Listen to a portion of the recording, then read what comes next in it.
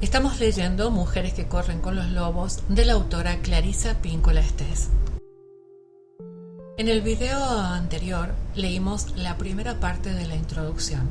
En este video escucharemos la segunda parte de la introducción del libro. Retomamos desde donde Clarissa Pinkola Estés pregunta ¿qué es la mujer salvaje? Desde el punto de vista de la psicología arquetípica y también de las antiguas tradiciones, ella es el alma femenina. Pero es algo más, es el origen de lo femenino, es todo lo que pertenece al instinto, a los mundos visibles y ocultos, es la base. Todas recibimos de ella una resplandeciente célula que contiene todos los instintos y los saberes necesarios para nuestras vidas. Es la fuerza, vida, muerte, vida, es la incubadora, es la intuición, es la visionaria, la que sabe escuchar. Es el corazón leal, anima a los seres humanos a ser multilingües, a hablar con fluidez los idiomas de los sueños, la pasión y la poesía. Habla en susurros desde los sueños nocturnos, deja en el territorio del alma de una mujer un áspero pelaje y unas huellas llenas de barro. Y ello hace que las mujeres ansíen encontrarla, liberarla y amarla. Es todo un conjunto de ideas, sentimientos, impulsos y recuerdos. Ha estado perdida y medio olvidada durante muchísimo tiempo. Es la fuente, la luz, la noche, la oscuridad, el amanecer. Es el olor del buen barro y la pata trasera de la raposa. Los pájaros que nos cuentan los secretos le pertenecen. Es la voz que dice por aquí, por aquí, por aquí. Es la que protesta a voces contra la injusticia. Es la que gira como una inmensa rueda. Es la hacedora de ciclos. Es aquella por cuya búsqueda dejamos nuestro hogar. Es el hogar al que regresamos, es la lodosa raíz de todas las mujeres, es todas las cosas que nos inducen a seguir adelante cuando pensamos que estamos acabadas. Es la incubadora de las pequeñas ideas sin pulir y de los pactos. Es la mente que nos piensa, nosotras somos los pensamientos que ella piensa. ¿Dónde está? ¿Dónde la sientes? ¿Dónde la encuentras? Camina por los desiertos, los bosques, los océanos, las ciudades, los barrios y los castillos. Vive entre las reinas y las campesinas, en la habitación de la casa de huéspedes, en la fábrica, en la cárcel, en las montañas de la soledad. Vive en el gueto, en la universidad y en las calles. Nos deja sus huellas para que pongamos los pies en ellas. Deja huellas donde quiera que haya una mujer que es tierra fértil. ¿Dónde vive? En el fondo del pozo, en las fuentes, en el éter anterior al tiempo. Vive en la lágrima y en el océano, en la savia de los árboles. Pertenece al futuro y al principio del tiempo. Vive en el pasado y nosotras la llamamos. Está en el presente y se sienta a nuestra mesa. Está detrás de nosotras cuando hacemos cola y conduce por delante de nosotras en la carretera. Está en el futuro y retrocede en el tiempo para encontrarnos. Vive en el verdor que asoma a través de la nieve. Vive en los crujientes tallos del moribundo maíz de otoño. Vive donde vienen los muertos a por un beso y en el lugar al que los vivos envían sus oraciones. Vive en donde se crea el lenguaje. Vive en la poesía, la percusión y el canto. Vive en las negras y en las apoyaturas y también en una cantata, en una sextina y en el blues. Es el momento que precede al estallido de la inspiración. Vive en un lejano lugar que se abre paso hasta nuestro mundo. La gente podría pedir una demostración o una prueba de su existencia, pero lo que pide esencialmente es una prueba de la existencia de la psique. Y puesto que nosotras somos la psique, también somos la prueba.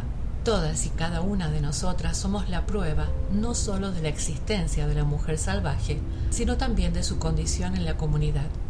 Nosotras somos la prueba de este inefable numen femenino. Nuestra existencia es paralela a la suya. Las experiencias que nosotras tenemos de ellas, dentro y fuera, son las pruebas. Nuestros miles de millones de encuentros intrapsíquicos con ella a través de nuestros sueños nocturnos y nuestros pensamientos diurnos, a través de nuestros anhelos y nuestras inspiraciones, nos lo demuestran. El hecho de que nos sintamos desoladas en su ausencia y que la echemos de menos y anhelemos su presencia cuando estamos separadas de ella es una manifestación de que ella ha pasado por aquí. Hice el doctorado en psicología etnoclínica, que es el estudio tanto de la psicología clínica como de la etnología. Esta última centrada sobre todo en el estudio de la psicología de los grupos y de las tribus en particular. Obtuve un diploma en psicología analítica, que es el que me califica como psicoanalista junguiana.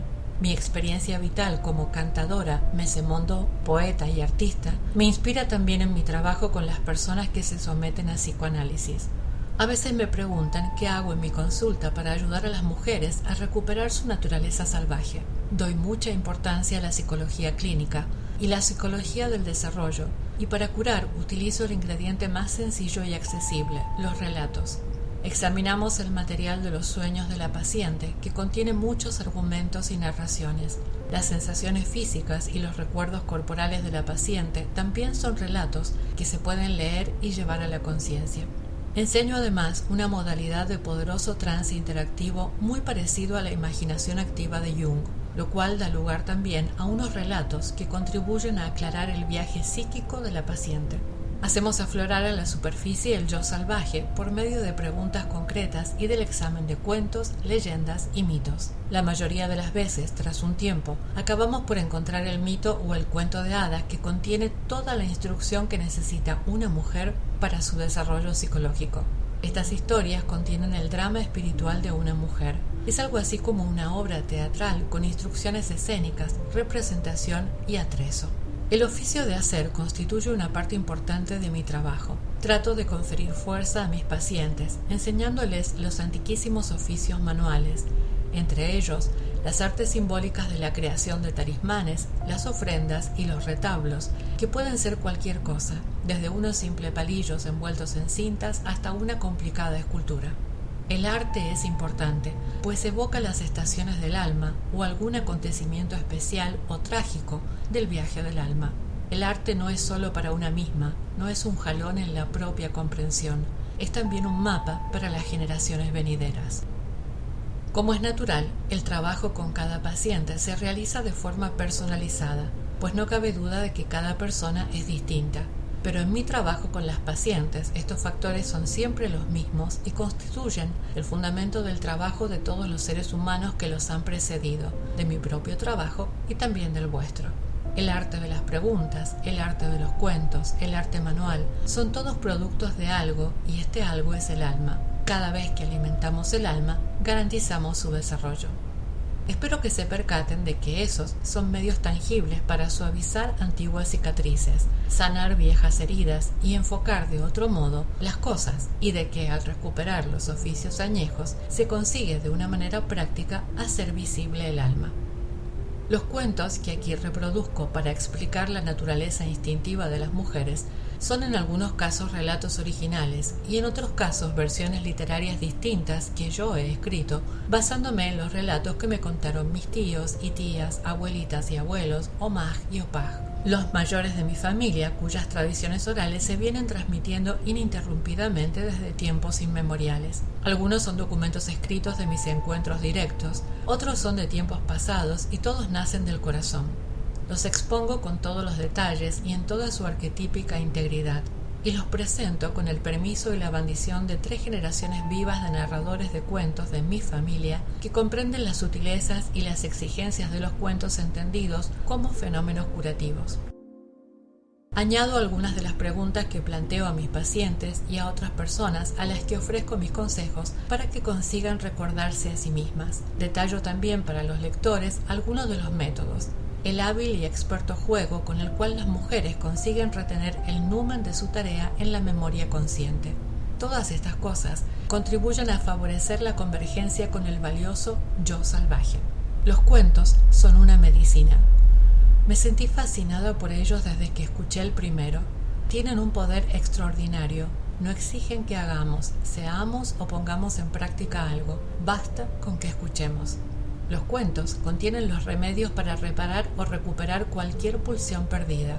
Los cuentos engendran emociones, tristeza, preguntas, anhelos y comprensiones que hacen aflorar espontáneamente a la superficie el arquetipo, en este caso, la mujer salvaje. Los cuentos están repletos de instrucciones que nos guían en medio de las complejidades de la vida. Los cuentos nos permiten comprender la necesidad de recobrar un arquetipo sumergido y los medios para hacerlo. Los cuentos de las páginas siguientes son, de entre los centenares que he estudiado y con los que he trabajado a lo largo de varias décadas, los que a mi juicio más claramente expresan la riqueza del arquetipo de la mujer salvaje. A veces, varias capas culturales desdibujan los núcleos de los cuentos. Por ejemplo, en el caso de los hermanos Grimm, entre otros recopiladores de cuentos de hadas de los últimos siglos, hay poderosas sospechas de que sus confidentes, narradores de cuentos de aquella época, purificaron los relatos para no herir la susceptibilidad de los piadosos hermanos. A lo largo del tiempo se superpusieron a los viejos símbolos paganos otros de carácter cristiano, de tal forma que el viejo curandero de un cuento se convirtió en una perversa bruja, un espíritu se transformó en un ángel, un velo de iniciación en un pañuelo, o una niña llamada Bella, el nombre habitual de una criatura nacida durante el solsticio de verano, se rebautizó con el nombre de Apenada. Los elementos sexuales se eliminaban, las amables criaturas y animales se transmutaban a menudo en demonios y cocos. De esta manera se perdieron muchos relatos didácticos sobre el sexo, el amor, el dinero, el matrimonio, el nacimiento, la muerte y la transformación. De esta manera se borraron también los cuentos de hadas y los mitos que explican los antiguos misterios de las mujeres. Casi todas las viejas colecciones de cuentos de hadas y mitos que hoy en día se conserva se han expurgado de todo lo escatológico, lo sexual, lo perverso, incluso las advertencias contra todas esas cosas, lo precristiano, lo femenino, las diosas, los ritos de iniciación, los remedios para los distintos trastornos psicológicos y las instrucciones para los arrobamientos espirituales. Pero no se han perdido para siempre.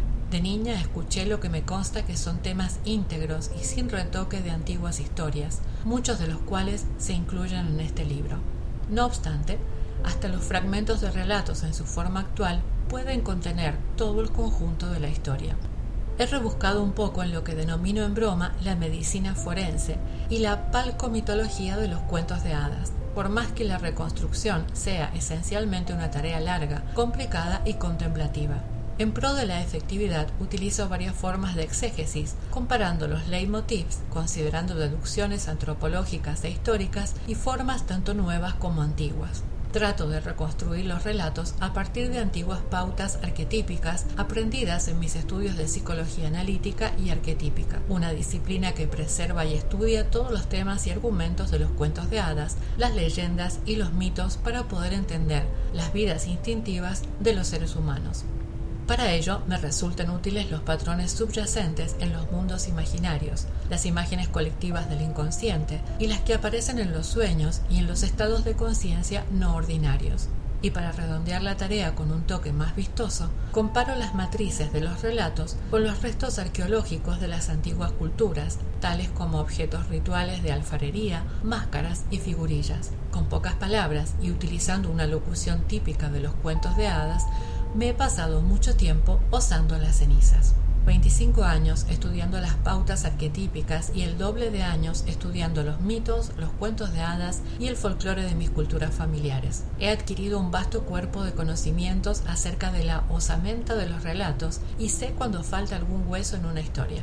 A lo largo de los siglos, las conquistas de naciones por parte de otras naciones y las conversiones religiosas, tanto pacíficas como forzosas, han cubierto o alterado el núcleo original de los antiguos relatos. Pero hay una buena noticia. A pesar de las ruinas estructurales que se observan en las versiones existentes de los cuentos, existe una pauta muy definida que sigue brillando con fuerza.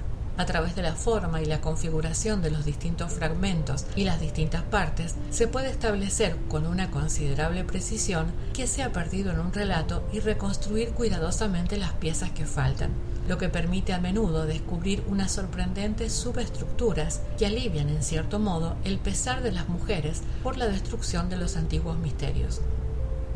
Los antiguos misterios no se han destruido. Todo lo que se necesita, todo lo que podríamos necesitar en algún momento, nos sigue hablando todavía en susurros desde los huesos de los relatos. Recoger la esencia de los relatos constituye una tarea difícil y metódica de paleontólogo. Cuantos más huesos contenga la historia, tanto más probable será encontrar su estructura integral. Cuanto más enteros estén los relatos, más sutiles serán los giros y vueltas de la psique que advirtamos y tanto más oportunidades tendremos de captar y evocar nuestro trabajo espiritual. cuando trabajamos el alma, ella, la mujer salvaje, crea una mayor cantidad de sí misma. De niña tuve la suerte de estar rodeada de personas de muchos antiguos países europeos y también de México. Muchos miembros de mi familia, mis vecinos y amigos acababan de llegar de Hungría, Alemania, Rumania, Bulgaria, Yugoslavia, Polonia, Checoslovaquia, Serbo-Croacia, Rusia, Lituania y Bohemia, y también de Jalisco, Michoacán, Juárez y de muchas de las aldeas fronterizas de México, Texas, Arizona. Ellos y muchos otros nativos americanos, gentes de los Apalaches, inmigrantes asiáticos y muchas familias afroamericanas del sur habían llegado para trabajar en los cultivos y las cosechas, en los fosos ceniceros de las fábricas, las acerías, las cervecerías y las tareas domésticas. En su inmensa mayoría no eran personas instruidas en el sentido académico, pero aún así eran profundamente sabios. Eran los portadores de una valiosa y casi pura tradición oral. Muchos miembros de mi familia y muchos de los vecinos que me rodeaban habían sobrevivido a los campos de trabajo forzados, de personas desplazadas, de deportación y de concentración, donde los narradores de cuentos que había entre ellos habían vivido una versión de pesadilla de Sherazade. Muchos habían sido despojados de las tierras de su familia, habían vivido en cárceles de inmigración, habían sido repatriados en contra de su voluntad. De aquellos rústicos contadores de historias aprendí por primera vez las historias que cuentan las personas cuando la vida es susceptible de convertirse en muerte y la muerte en vida en cuestión de un momento. El hecho de que sus relatos estuvieran tan llenos de sufrimiento y esperanza hizo que, cuando crecí lo bastante como para poder leer los cuentos de hadas en letra impresa, estos me parecieran curiosamente almidonados y planchados en comparación con aquellos. En mi primera juventud, emigré al oeste hacia las montañas rocosas. Viví entre afectuosos extranjeros judíos, irlandeses, griegos, italianos, afroamericanos y alsacianos que se convirtieron en amigos y almas gemelas. He tenido la suerte de conocer algunas de las insólitas y antiguas comunidades latinoamericanas del sudoeste de Estados Unidos, como los Trampas y los Truchas de Nuevo México. Tuve la suerte de pasar algún tiempo con amigos y parientes americanos nativos, desde los Inuit del norte, pasando por los pueblos y los plains del oeste, los Nahuas, Lancadones, Tehuanas, Huicholes, Seris, Mayaquichés, Mayacachiqueles, Mezquitos, Cunas, Nazca, Quichuas y Jíbaros de Centroamérica y Sudamérica. He intercambiado relatos con hermanas y hermanos sanadores alrededor de mesas de cocina y bajo los emparrados, en corrales de gallina y establos de vacas, haciendo tortillas, siguiendo las huellas de los animales salvajes y cosiendo el millonésimo punto de cruz. He tenido la suerte de compartir el último cuenco de Chile, de cantar con mujeres el gospel para despertar a los muertos y de dormir bajo las estrellas en casas sin techumbre. Me he sentado alrededor de la lumbre o a cenar, o ambas cosas, a la vez en Little Italy, Polish Town, Hill Country, los barrios y otras comunidades étnicas de todo el medio oeste y el lejano oeste urbano, y más recientemente he intercambiado relatos sobre los Sparats, los fantasmas malos, con amigos griot de las Bahamas. He tenido la inmensa suerte de que donde quiera que fuera los niños, las matronas, los hombres en la flor de la edad, los pobres tontos y las viejas brujas, los artistas del espíritu, salieran de sus bosques, selvas, prados y dunas para deleitarme con sus graznidos y sus cabels, y yo a ellos con los míos. Hay muchas maneras de abordar los cuentos. El folclorista profesional, el junguiano, el freudiano o cualquier otra clase de analista, el etriólogo, el antropólogo, el teólogo, el arqueólogo, tiene cada uno su método, tanto en la recopilación de los relatos como en el uso que se destinen. Intelectualmente, mi manera de trabajar con los cuentos derivó de mis estudios de psicología analítica y arquetípica. Durante más de media década de mi formación psicoanalítica, estudié la ampliación de los leitmotivs, la simbología arquetípica, la mitología mundial, la iconología antigua y popular, la etnología, las religiones mundiales y la interpretación de las fábulas. Visceralmente, sin embargo, abordo los relatos como una cantadora, una guardiana de antiguas historias. Procedo de una larga estirpe de narradores, los Mese-Mondok, las ancianas húngaras capaces de contar historias, tanto sentadas en sillas de madera con sus monederos de plástico sobre el regazo, las rodillas separadas y la falda rozando el suelo, como ocupadas en la tarea de retorcerle el cuello a una gallina. y las cuentistas, las ancianas latinoamericanas de exuberante busto y anchas caderas, que permanecen de pie y narran a gritos la historia, como si cantaran una ranchera. Ambos clanes cuentan historias con la voz clara de las mujeres que han vivido sangre y niños, pan y huesos. Para ellas, el cuento es una medicina que fortalece y endereza al individuo y la comunidad. Los que han asumido las responsabilidades de este arte y se entregan al numen que se oculta detrás de él son descendientes directos de una inmensa y antigua comunidad de santos, trovadores, bardos, griots, cantadoras, cantores, poetas ambulantes, vagabundos, brujas y chiflados. Una vez soñé que estaba narrando cuentos y sentí que alguien me palmeaba el pie para darme ánimos. Bajé los ojos y vi que estaba de pie sobre los hombros de una anciana que me sujetaba por los tobillos y con la cabeza levantada hacia mí me miraba sonriendo. No, le dije, súbete tú a mis hombros, pues eres vieja y yo soy joven. No, contestó ella, así tiene que ser. Entonces vi que la anciana se encontraba de pie sobre los hombros de otra mujer mucho más vieja que ella, quien estaba encaramada a los hombros de una mujer vestida con una túnica, subida a su vez sobre los hombros de otra persona, la cual permanecía de pie sobre los hombros y así. Y creí que era cierto lo que me había dicho la vieja del sueño, de que así tenía que ser. El alimento para la narración de cuentos procede del poder y las aptitudes de las personas que me han precedido.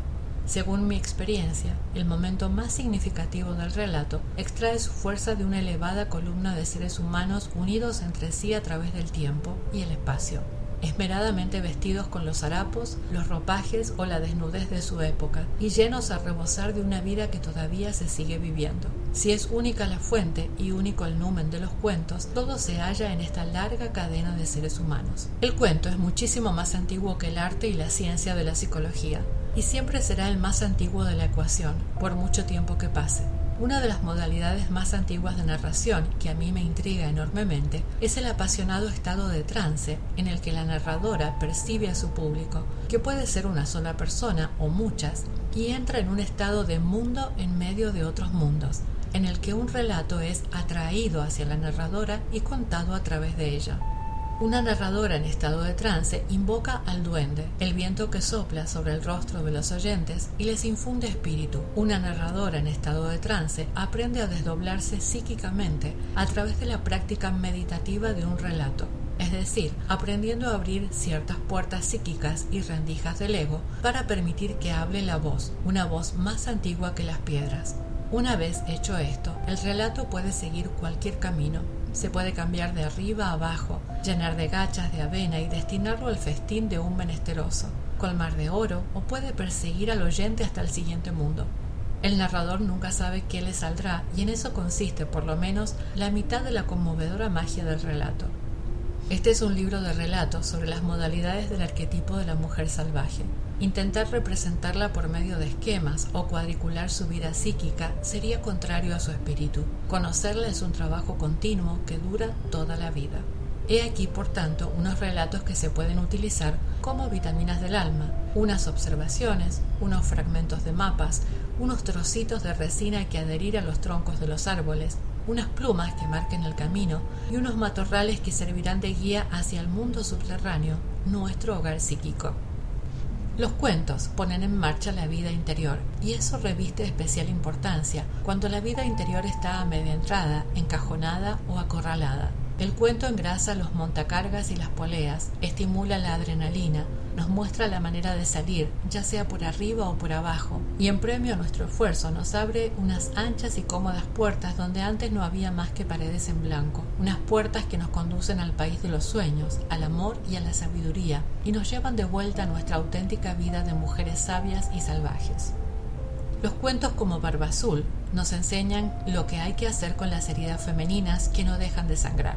Los cuentos como La mujer esqueleto nos muestran el poder místico de la relación y de qué manera el sentimiento adormecido puede revivir y convertirse en un profundo afecto. Los dones de la vieja muerte están presentes en el personaje de Baba Yaga, la vieja bruja salvaje. En Basalisa la sabia, la muñequita que indica el camino cuando todo parece perdido, vuelve a practicar una de las artes femeninas instintivas hoy en día olvidadas. Los cuentos como La loba, una huesera del desierto, nos muestran la función transformadora de la psique. La doncella manca recupera las fases perdidas de los viejos ritos de iniciación de los tiempos antiguos y como tal constituye una guía perenne para todos los años de la vida de una mujer. Nuestro contacto con la naturaleza salvaje nos impulsa a no limitar nuestras conversaciones a los seres humanos, y nuestros movimientos más espléndidos a las pistas de baile, ni nuestros oídos solo a la música de los instrumentos creados por la mano del hombre, ni nuestros ojos a la belleza que nos ha sido enseñada, ni nuestro cuerpo a las sensaciones autorizadas, ni nuestra mente a aquellas cosas sobre las cuales ya estamos todos de acuerdo. Todos estos cuentos presentan el filo de la interpretación, la llama de la vida apasionada, el aliento para hablar de lo que una sabe, el valor de resistir lo que una ve sin apartar la mirada, la fragancia del alma salvaje. Este es un libro de cuentos de mujeres que se ofrecen como señales a lo largo del camino. Puedes leerlos y meditarlos a fin de que te guíen hacia la libertad adquirida por medios naturales, hacia el interés por ti misma, los animales, la tierra, los niños, las hermanas, los amantes y los hombres. Quiero decirte de entrada que las puertas que conducen al mundo del yo salvaje son pocas pero valiosas. Si tienes una profunda herida, eso es una puerta. Si tienes un cuento muy antiguo, eso es una puerta. Si amas el cielo y el agua hasta el extremo de casi no poder resistirlo, eso es una puerta. Si ansías una vida más profunda, colmada y sensata, eso es una puerta. El material de este libro se eligió con el propósito de darte ánimos. La obra pretende ser un reconstituyente tanto para las que ya están en camino, incluyendo las que avanzan penosamente por difíciles paisajes interiores, como para las que luchan en el mundo y por el mundo. Tenemos que esforzarnos para que nuestras almas crezcan de forma natural y alcancen sus profundidades naturales. La naturaleza salvaje no exige que una mujer sea de un determinado color, tenga una determinada educación y un determinado estilo de vida, o pertenezca a una determinada clase económica. De hecho, no puede desarrollarse en una atmósfera de obligada corrección política, ni puede ser doblada para que encaje en unos moldes caducos. Se desarrolla con la mirada pura y la honradez personal. Se desarrolla con su propia manera de ser. Por consiguiente, tanto si eres introvertida como si eres extrovertida, una mujer amante de la mujer, una mujer amante del hombre o una mujer amante de Dios, o las tres cosas a la vez, tanto si tienes un corazón sencillo como si eres tan ambiciosa como una amazona, tanto si quieres llegar a la cima como si te basta conseguir tirando hasta mañana, tanto si eres alegre como si eres de temperamento melancólico, tanto si eres espléndida como si eres desconsiderada. La mujer salvaje te pertenece a todas las mujeres. Para encontrarla, las mujeres deben regresar a sus vidas instintivas, a sus más profundos conocimientos. Por consiguiente, pongámonos en marcha, ahora mismo, y volvamos a recordar nuestra alma salvaje. Dejemos que su carne vuelva a cantar en nuestros huesos. Despojémonos de todos los falsos mantos que nos han dado. Cubrámonos con el verdadero manto del poderoso instinto y la sabiduría. Penetremos en los territorios psíquicos que antaño nos pertenecieron. Desenrollemos las vendas. Preparemos la medicina. Regresemos ahora mismo como mujeres salvajes que aúllan, se ríen y cantan las alabanzas de aquella que tanto nos ama. Para nosotras la elección no ofrece duda. Sin nosotras, la mujer salvaje se muere. Sin la mujer salvaje, nos morimos nosotras. Para la vida, para la verdadera vida, ambas tenemos que vivir. Hasta aquí la introducción de Mujeres que corran con los lobos. Te invito a suscribirte al canal, dejar un comentario y dar un me gusta para darme ánimos a seguir leyendo y compartiendo este libro contigo. En un próximo video comenzaremos con la lectura del capítulo 1, El aullido, la resurrección de la mujer salvaje, y escucharemos La loba.